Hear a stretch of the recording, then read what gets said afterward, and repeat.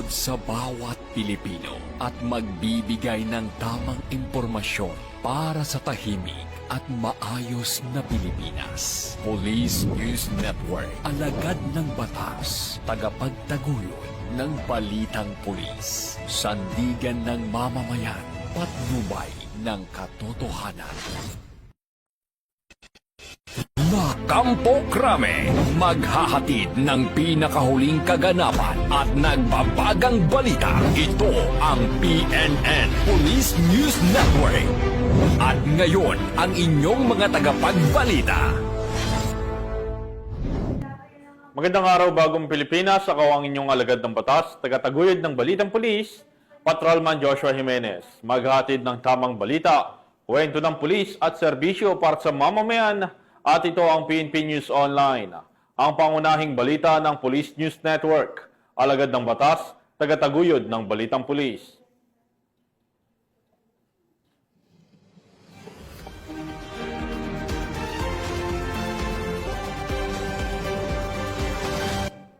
Ngayon ay araw ng linggo at narito ang mga balitang nakalap ng ating mga PNN correspondent sa loob ng linggong ito.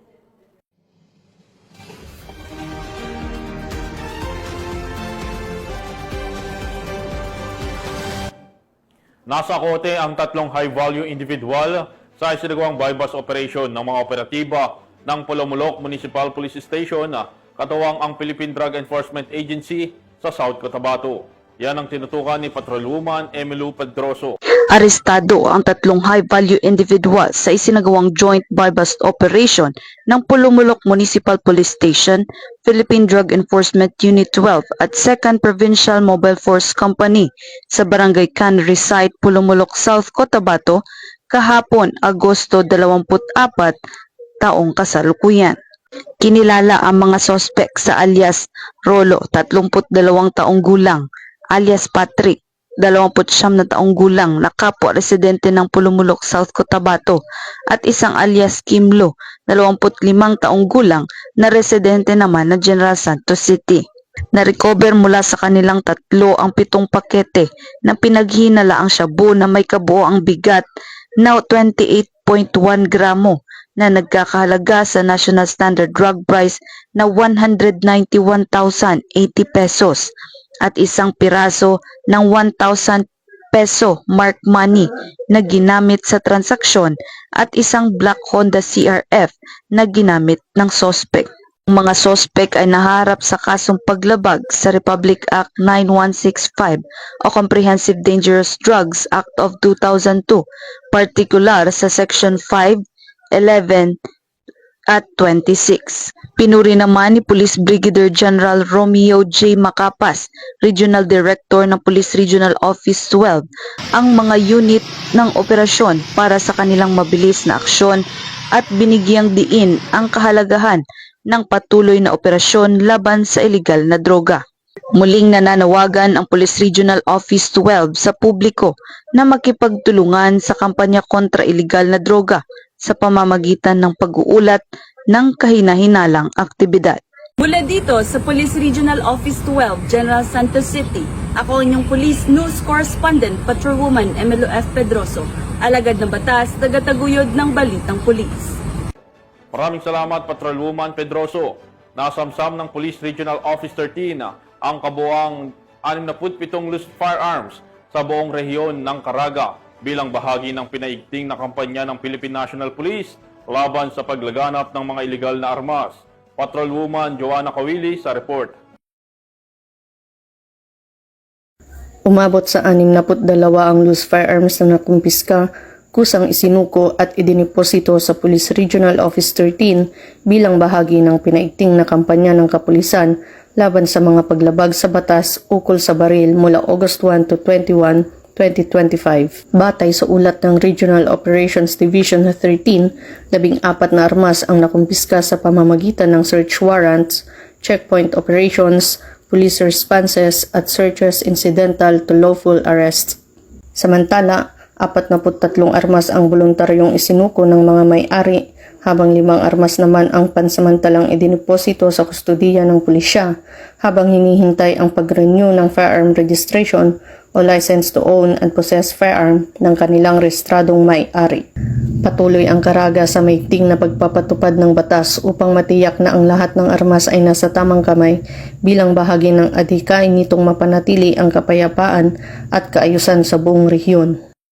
Mula dito sa Police Regional Office 13, ako ang inyong PNN correspondent, Patrolwoman Joanna Kawili, alagad ng batas, tagataguyod ng Balitang Pulis. Maraming salamat, Patrolwoman Kawili. Arestado ang isang high-value individual at kasamahan nito matapos masamsam ang mahigit 400,000 pisong halaga ng hinihinalang shabu sa ikinasang bypass operation ng mga otoridad sa Bocaue, Bulacan. Nakatutok dyan si Patrolwoman Mildred Tawadon. 2 drug suspect kabilang ang isang high-value individual ang naaresto ng mga operatiba ng Bocaue Municipal Police Station sa ikinasang bypass operation sa Barangay Bambang, Bocaue, Bulacan. Kinilala ni Police Lieutenant Colonel Virgilio D. Ramirez, Acting Chief of Police ng Bocaue Municipal Police Station, ang mga sospek na si alias Toyo, 36 anyos na isang high-value individual, alias Butchoy, 30 anyos na kapwa residente ng Bulacan. Nasamsam mula sa mga ito ang tinatayang 65 gramo ng hinihinalang shabu na may standard drug price na aabot sa 442,000 pesos, kasama ang buy-bust money at iba pang ebidensya ng illegal na transaksyon. Isinagawa ang operasyon ng Station Drug Enforcement Unit ng Bocaue Municipal Police Station na nagresulta sa matagumpay na pagkakaaresto ng mga sospek at pagkakakumpiska ng mga illegal na droga. Kasalukuyang nasa kustudiyan na ng Bocaue Municipal Police Station ang mga sospek kasama ang mga nakumpiskang ebidensya para sa wastong dokumentasyon at pagsampa ng kasong paglabag sa Section 5 at 11 Article 2 ng Republic Act 9165 o Comprehensive Dangerous Drugs Act of 2002. Samantala, pinuri ni Police Colonel Angel L. Garciliano, Provincial Director ng Bulacan Police Provincial Office, ang Bocaue Municipal Police Station sa kanilang dedikasyon at determinasyon sa pagpapatupad ng batas laban sa illegal na droga. Tiniyak din niya na patuloy ang pinaigting na kampanya ng Bulacan PNP, katuwang ang iba't ibang unit ng kapulisan, lokal na pamahalaan at mamamayan upang manatili ang kaligtasan, kaayusan at kaunlaran ng buong lalawigan ng Bulacan. Mula dito sa Bulacan Police Provincial Office, ako ang inyong PNN correspondent, Patrolwoman Mildred A. Tawagon, alagad ng batas, tagataguyod ng Balitang Pulis. Huli ng mga tauhan ng Batangas Police Provincial Office ang isang district engineer matapos mahuli sa aktong pagtatangkang manuhol ng mahigit 3.1 na milyon sa isagawang entrapment operation sa Batangas. Magbabalita dyan si Patrolwoman Priscil May Urbano. Naaresto ng mga operatiba ng Taal Municipal Police Station ang isang district engineer matapos umano'y mag-alok ng suhol na nagkakahalaga ng 3,126,900 pesos kay Batangas 1st District Representative Leandro Ligarda Libiste upang pigilan ang pagsasagawa ng investigasyon sa umano'y anomalya sa mga proyekto ng DPWH sa nasabing distrito nito lamang 22 ng Agosto taong kasalukuyan sa poblasyon Zone 12 Taal, Batangas. Kinilala ang suspect na si alias Abe, 51 taong gulang, district engineer sa naturang bayan at residente ng San Pablo City, Laguna. Ayon kay Police Colonel Giovanni Emerick A. Cibalo, Provincial Director ng Batangas Police Provincial Office.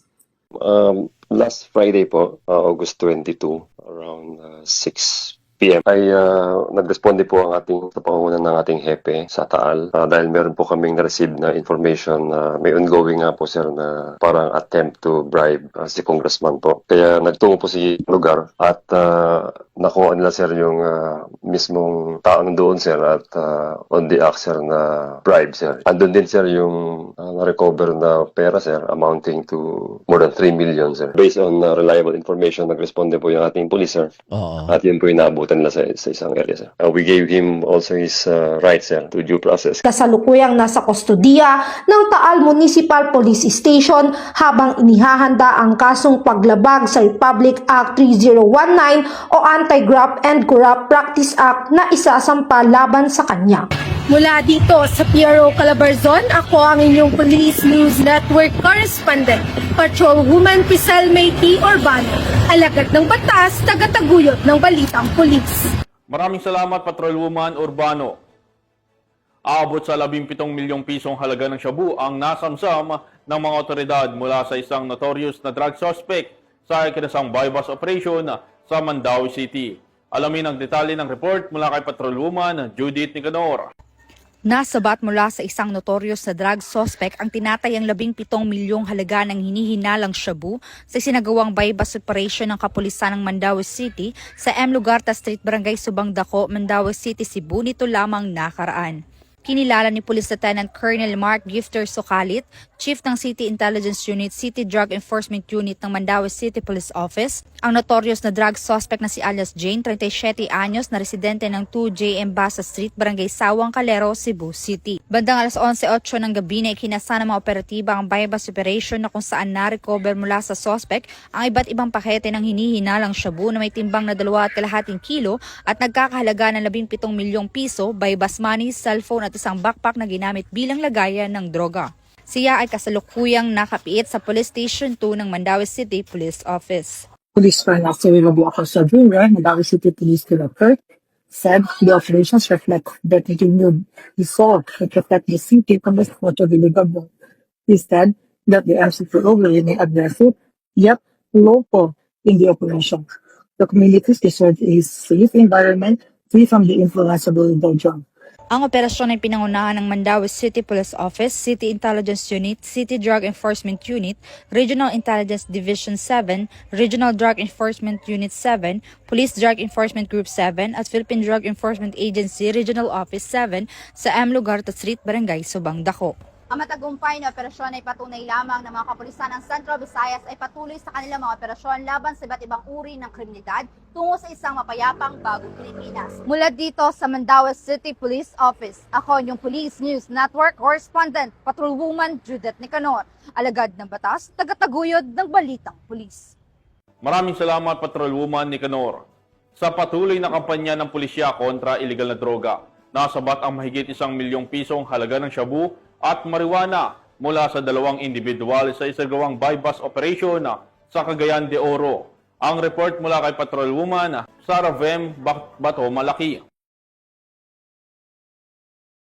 Tinatayang nasa mahigit 1 million pesos halaga ng droga ang nakumpiska sa joint bypass operation ng RIU-10, RPDU-10, PDA-10, PDEA-10 at mga operatiba ng Cagayan de Oro City Police Office sa Barangay Lumbia, Cagayan de Oro City. Ayon kay Police Brigadier General Rolando M. Sugilon, Regional Director ng PRO-10, ang mga naarestong suspect ay kinilalang sina alias Ayok, 21 taong gulang at alias Marix, 27 taong gulang, may asawa at mga residente ng nasabing lugar. Sa ikinasang operasyon ng mga operatiba ay nakumpiska ang mga pakete na hinihinalang shabu na may tinatayang standard drug price na 1,020,000 pesos, isang pakete ng high-grade dried marijuana buds na may halaga na 5,000 pesos, 14 na pakete ng high-grade dried marijuana leaves na may bigat na 75 grams at may halaga na 8,960 pesos, at isang 1,000 pesos na ginamit bilang bypass money at iba pang mga drug paraphernalias. Ang mga suspect ay naharap sa kasong paglabag sa RA 9165 o Comprehensive Dangerous Drugs Act of 2002. Mula dito sa Camp Capistrano, Busa, Cagayan de Oro City, ako ang iyong PNN Correspondent, Patrolwoman Sara Vem Bato Malaki, alagad ng batas, tagataguyod ng balitang pulis.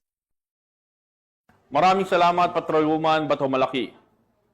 Nabuwag ang isang drug den sa isagawang bypass operation na nagresulta sa pagkakaresto ng 5 individual sa Cotabato City. Iyan ang tinutukan ni Patrolwoman Maricris Algabre. Matagumpay na nabuwag ng PNP Probar at PDEA Barm ang isang drug den at naaresto ang 5 suspects sa sinagawang bypass operation dakong alas 12:05 ng madaling araw noong ika-21 ng Agosto taong kasalukuyan sa Purok Kabuntulan Poblasyon Mother, Cotabato City. Kinilala ni PDEA Barm Director Hill Cesario P. Castro ang mga naaresto na sina alias Teddy, 32 anyos, alias Marlon, 44 anyos, alias Zol, 28 anyos, alias Juharto, 35 anyos at alias Abad, 32 anyos na pawang residente ng nasabing lungsod. Nakumpiska mula sa mga suspek ang 13 piraso ng heat-sealed transparent plastic sachet na naglalaman ng tinatayang 15 gramo ng hinihinalang shabu na nagkakahalagang 102,000 pesos, by bust money, isang cellphone at iba't ibang drug paraphernalias.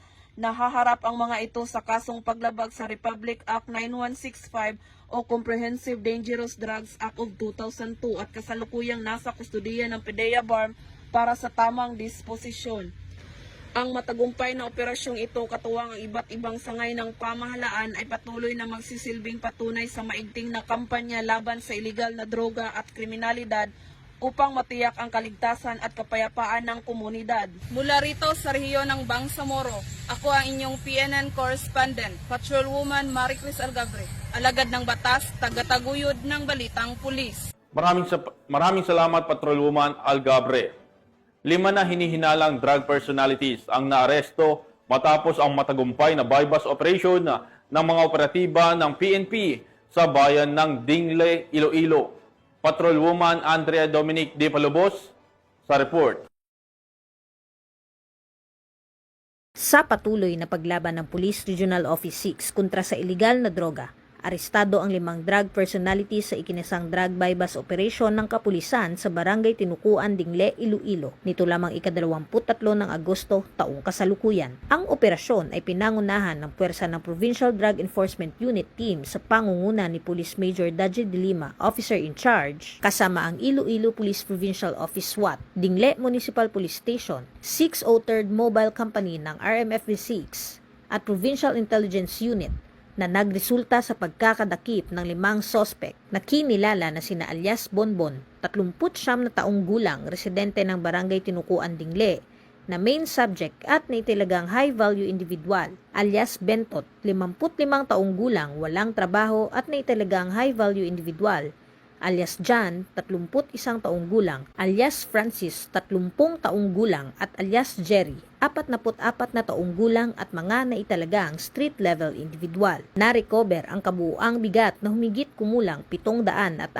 gramo ng iligal na droga na may estimated standard drug price na 5,032,000 piso, isang long barrel homemade 12-gauge shotgun, isang homemade AR-15 9mm rifle, isang suspected airsoft rifle, isang grenade hand fragmentation high explosive M67 at iba pang non-drug items. Kasalukuyang nasa kustudiya na ng pulisya ang mga naarestong sospek para sa tamang disposisyon at haharap sa kasong paglabag sa RA 9165 o ang Comprehensive Dangerous Drugs Act of 2002 at RA 10591 o ang Comprehensive Firearms and Ammunition Regulation Act. Muling nagpapaalala ang Police Regional Office 6 sa mga kabataan at mga magulang na maging maingat at huwag magpadala sa tukso ng pinagbabawal na droga. Ang suporta ng pamilya at komunidad ayon sa pulisya ay isang mahalagang aspeto upang mapigilan ang paglaganap ng iligal na droga at kriminalidad sa lungsod. Sa pamamagitan ng patuloy na operasyon at pakikipag-ugnayan ng pulisya sa komunidad, unti-unti nating naisa sa katuparan ang isang lipunang ligtas,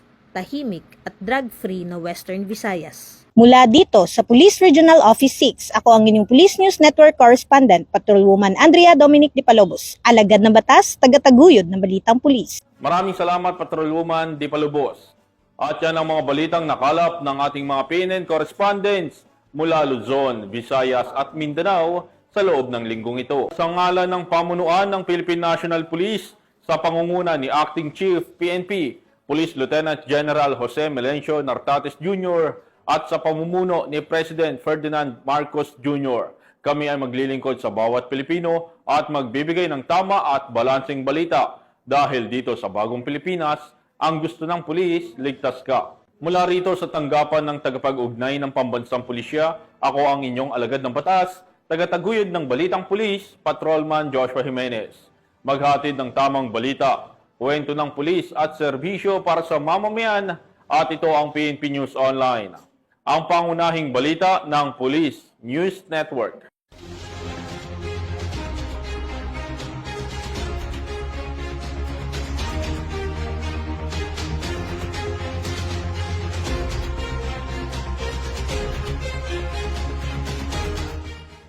Police News Network, alagad ng batas, tagapagtaguyod ng balitang pulis.